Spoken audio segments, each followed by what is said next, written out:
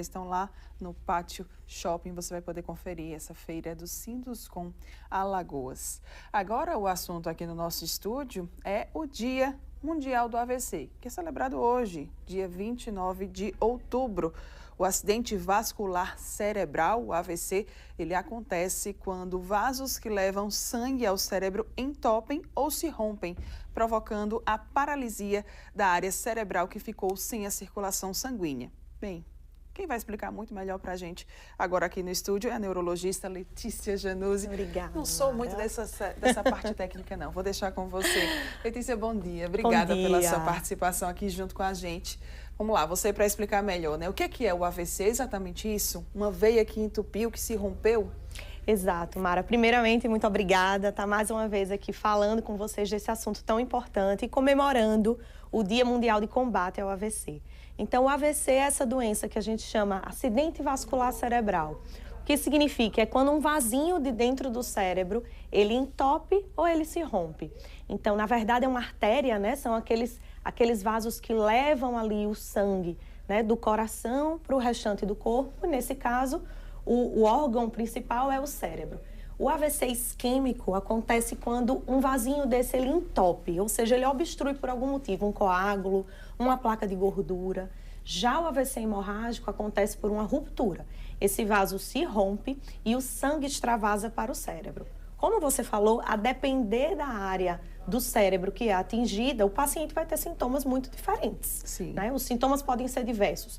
Perda da capacidade de mexer um lado do corpo, perda da capacidade de sentir um lado do corpo, a perda súbita da visão, as dores de cabeça súbitas, né? Você nunca teve uma dor de cabeça na vida e teve uma dor de cabeça muito intensa, ou a dificuldade de andar em linha reta. Então, veja, Mara, que os sintomas, eles são muito diferentes, né? Assim, pode ser uma gama de sintomas que, às vezes, as pessoas têm dificuldade de reconhecer.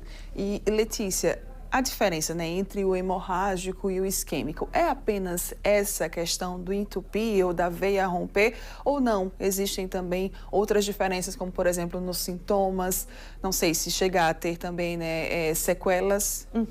Os sintomas, eles são muito parecidos, tá? Então, é impossível a gente diferenciar um AVC isquêmico de um AVC hemorrágico apenas pelo sintoma. É por isso que a gente fala que é importante que o paciente que está tendo um AVC, ele procure um hospital que tenha tomografia de crânio. Sim. E aí as pessoas podem perguntar, mas eu não vou saber. E aí eu aproveito para divulgar, a gente tem um aplicativo que chama AVC-BR, né? Como se fosse AVC Brasil, baixa ali no seu celular. E nesse aplicativo você vai ver pela geolocalização os principais hospitais da sua cidade, do seu estado, né? Isso é para o Brasil inteiro, que fazem o atendimento de AVC. Por quê? Porque o paciente ele precisa ser submetido a esse exame para ter o seu diagnóstico diferencial, porque os tratamentos eles são diversos. Varia, o AVC hemorrágico é tratado de uma forma diferente do AVC isquêmico. E ambos são igualmente graves, podem ser igualmente graves. Certo. Para a gente entender também um pouquinho mais sobre os sintomas, sobre os sinais. Tem até uma sigla, né, também que pode ajudar o pessoal aí a identificar quando, né, uma pessoa estiver passando por um AVC. Isso, vamos falar um pouquinho sobre isso. A sigla se chama SAMU, né? Fazendo alusão aí ao nosso serviço, né, móvel de urgência. Então, se você suspeitar que a pessoa está tendo um AVC, pede para ela sorrir, né? Então, S de sorriso. Se a boca fica torta, pode ser um sinal ali de alarme para um AVC. A de abraço, pede para a pessoa levantar os braços. Se o braço cai, né, ele pende, está mais fraco, um sinal de AVC. M de música ou de mensagem. Se a pessoa ali está falando e está falando tudo enrolado, está falando coisas desconexas, Sim. ou não entende, né, o que é solicitado, sinal de AVC. E o U para dar o sentido de urgência. Então, a gente tem que lembrar o 192. Idealmente, né, todos os estados deveriam ser assistidos pelo SAMU. A gente sabe que não é a realidade de todo o Brasil, mas boa parte dos nossos estados são. Então, a gente deve procurar um serviço de emergência para ser socorrido rapidamente. Quanto antes tiver esse atendimento médico, melhor, né, Letícia? Melhor. Porque a gente tem, no caso do AVC isquêmico, Mara, 4 horas e meia para que o paciente seja tratado. Então, o paciente vai ter que chegar ao hospital, passar por toda a avaliação, fazer a tal da tomografia de crânio. A gente tem que ver se não tem nenhuma contraindicação para que ele possa receber uma medicação que chama trombolítico. O que é o trombolítico? É uma medicação que vai desentupir, de forma leiga falando, desentupir o vaso sanguíneo que está ali obstruído e fazer com que o sangue flua normalmente e ali leve, né, para o cérebro, para ele fazer suas funções normais. Então, é muito pouco tempo. Cada minuto conta, né? Para vocês terem uma ideia, a cada minuto que a pessoa está tendo um AVC, 2 milhões de neurônios são perdidos, que são as células do cérebro. Imagine o dano que isso pode ocasionar. Verdade. Diagnóstico, né? Então, ficou diagnosticado que eu tive um AVC. E agora, após esse diagnóstico, o que acontece? Então, vai depender muito das sequelas, né? Então, o AVC é uma doença que, infelizmente, deixa sequela. Mas a gente tem que lidar com um time de profissionais. Então, é importante, se você em casa, né, ou conhece alguém que teve um AVC, você tem que estar com os melhores profissionais possíveis. Então, hoje em dia, a gente já tem fono, físio, TO, né, neurologista que atua especificamente na área do AVC. Isso faz uma diferença muito grande, né? A gente sabe que o cuidado ali, a medicina evolui muito e a gente tem as sub-áreas, né? Então, por que não procurar o melhor cuidado possível?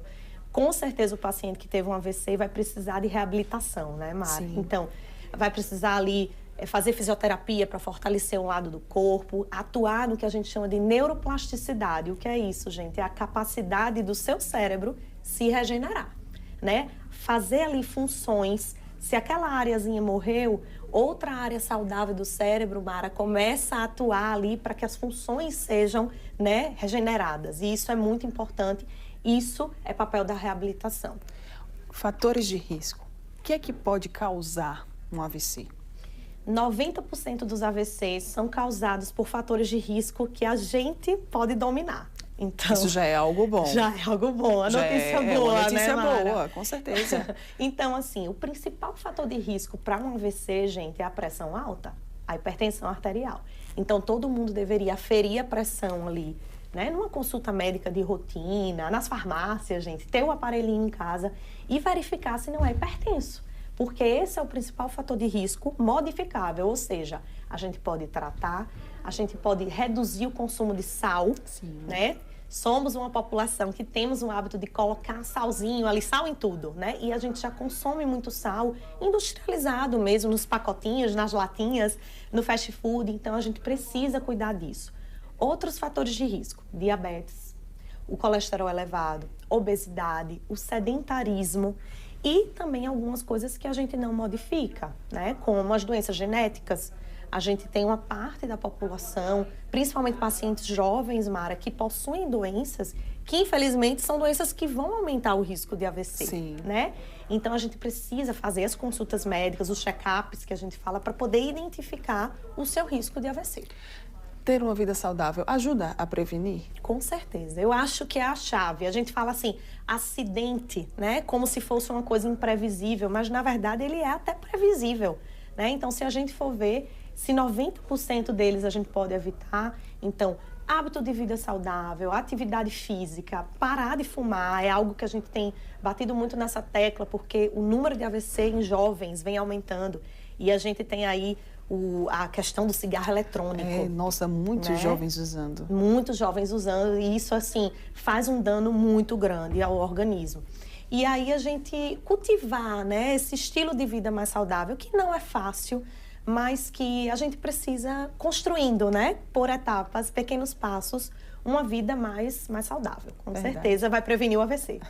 E Letícia, no próximo domingo, dia 3, vai acontecer uma caminhada na Orla, né, para ajudar ainda mais a conscientizar toda a população? Exato. Então, a gente fala de AVC, a gente lembra da nossa associação Ação AVC, que há mais de 15 anos vem liderando aqui as campanhas de combate ao AVC em Alagoas. E no dia 3, no próximo domingo, a gente vai ter ali na Orla, em frente ao Palato, né, uma caminhada e junto o nosso já consagrado Circuito de Saúde, né? Então, a gente vai ter aquela feira de saúde com a tenda, aferindo pressão arterial, medindo a glicemia capilar para ver como é que está o açúcar das pessoas, fazendo as medidas da barriguinha, do pescoço, para ver como está a saúde dessas pessoas que estão ali, né, participando dessa caminhada junto com a gente. E a caminhada em si, né, vai começar às 7 horas da manhã e vai em direção ao nosso centro de acolhimento, que agora a gente tem uma sede para os nossos pacientes.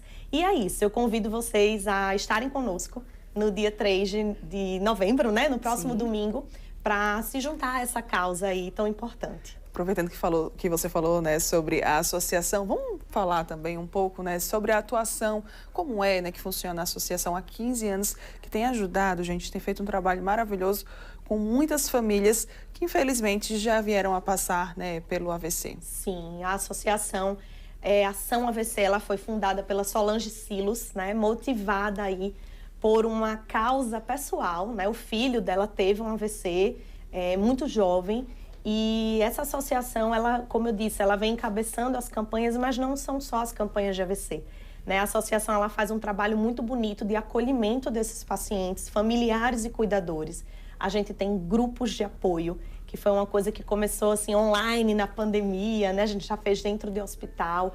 Nós prestamos orientações sobre os direitos também, né? A parte social que esses pacientes têm, informações de saúde, doações, a gente tenta conseguir, né, as cadeiras de roda, informações muito relevantes para essa população e que vem fazendo, assim, um diferencial aqui em Alagoas, né? Como eu digo, a gente pensa em AVC, pensa em associação Ação AVC e felizmente agora a gente tem a nossa sede, né, que tem o Centro de Acolhimento. Eu convido vocês a consultarem o site. Quem tiver mais interesse, né, em conhecer sobre a AVC, o site está assim recheado, Mara, de informações, inclusive sobre a nossa campanha no dia 3. Então é importante que a gente divulgue. E o site é www.acamavc, né? Sem isso, o tio, sem o cedilha. E convido vocês a se juntarem, né? A gente aceita, inclusive, voluntários para essa causa ótimo. Aí. Então, gente, olha, hoje, né, que é o Dia Mundial de Conscientização, né, de prevenção em relação ao AVC. E no próximo domingo, dia 3 de novembro, você vai poder participar dessa caminhada e também das ações de serviços de saúde que serão oferecidas lá na Orla, né, ali na Rua Fechada, como a gente costuma falar aqui da Ponta Verde, também que visa conscientizar bastante a população sobre a prevenção do AVC. Letícia, muito obrigada pela sua participação aqui junto com a gente. Como sempre. Obrigada, sempre bom demais tê-la aqui. Parabéns pelo seu trabalho. Obrigada. Bom dia. Bom dia. Bem, e hoje também, pessoal, dia 20